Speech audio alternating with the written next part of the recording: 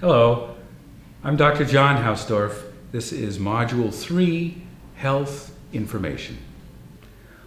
One of the first items you'll be asked to consider in this module is the sharing of health information, your health history. When you come to the doctor's office, we will obviously want to know about the particular conditions, problems, or symptoms that you're concerned about.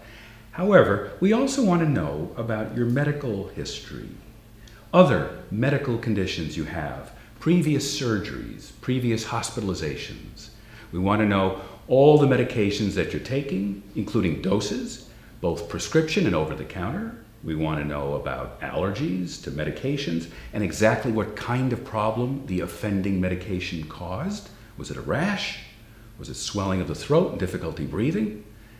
And if a medication didn't agree with you, not a true allergy, but upset your stomach or made you feel badly, we want to know that too. And we want to know about your family's medical history. As much detail as you can give us, because increasingly we're learning about how some diseases are carried by genes and how the risk can be passed on from one generation to the next. In the case of inherited disease risk, sometimes we can advise or intervene in advance to prevent what would have been a bad outcome in the future. And we want to know where you were born and raised, what kind of work you did, what kind of work your partner did, your occupational exposure, your smoking and your alcohol history. It's extremely helpful when patients put together a few sheets of paper with what we've just discussed to facilitate the process and help make sure nothing important is missed. In addition to the medical history, there is something else that we will want to know. One of the most important discussions we have with our patients centers on how aggressively they want to be treated in the event of a serious and potentially catastrophic event. We're not talking about straightforward pneumonia or an uncomplicated heart attack or a moderate worsening of long-standing heart or lung or liver disease. Rather, we're talking about the realm of heroic measures, CPR, cardiopulmonary resuscitation. This is the situation where lung function or heart function give out and can no longer do the job of supporting you. The attempt to overcome this requires the use of very aggressive measures which may or may not work. Pumping on the chest and or delivering an electric shock, using a mechanical ventilator to breathe for you.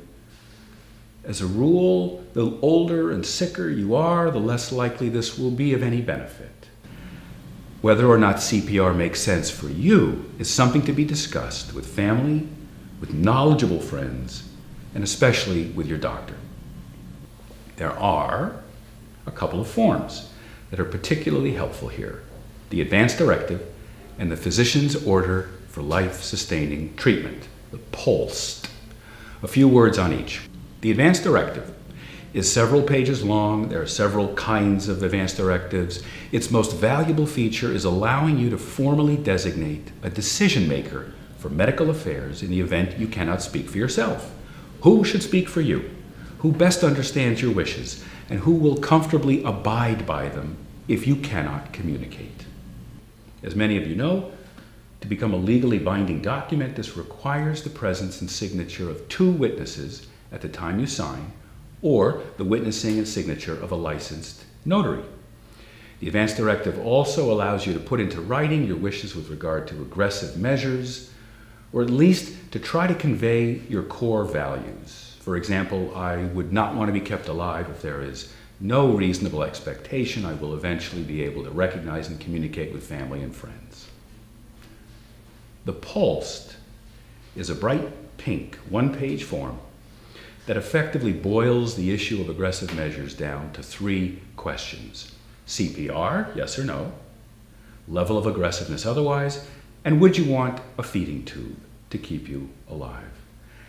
Again, these are questions to discuss with family, with friends, and with your doctor. And in fact, your doctor or any doctor you review the form with must sign it to render it a legal document. It does not replace the Advance Directive, but rather complements it. If step 1 is completing these documents, step 2 is making sure those around you are aware of them. They do no good in a file cabinet in the closet.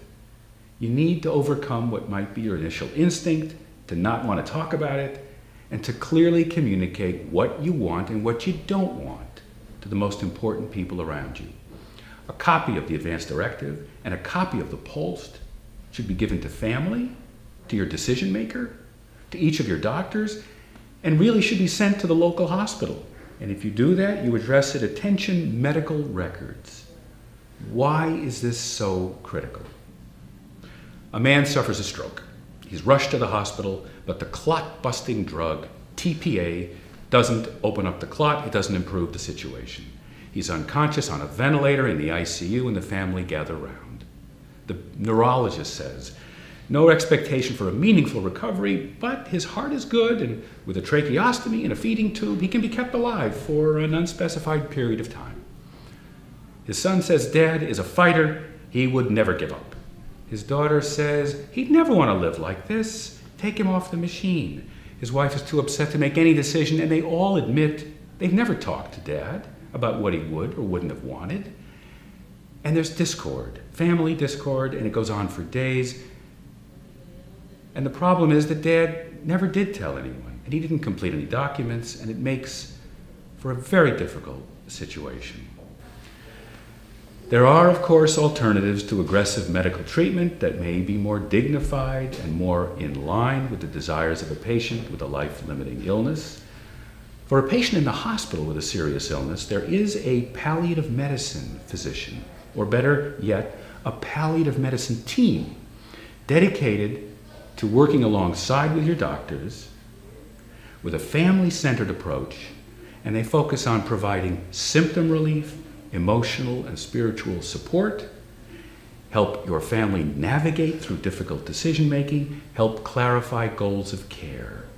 However, consider how much easier you can make major decision-making if before the unexpected event, before the trip to the hospital, you've opened the door to discussing your values, you've made clear what you would or wouldn't want in the setting of a life-threatening event. As strange as it sounds at first, providing this kind of direction can prove to be one of the greatest gifts you can give your family.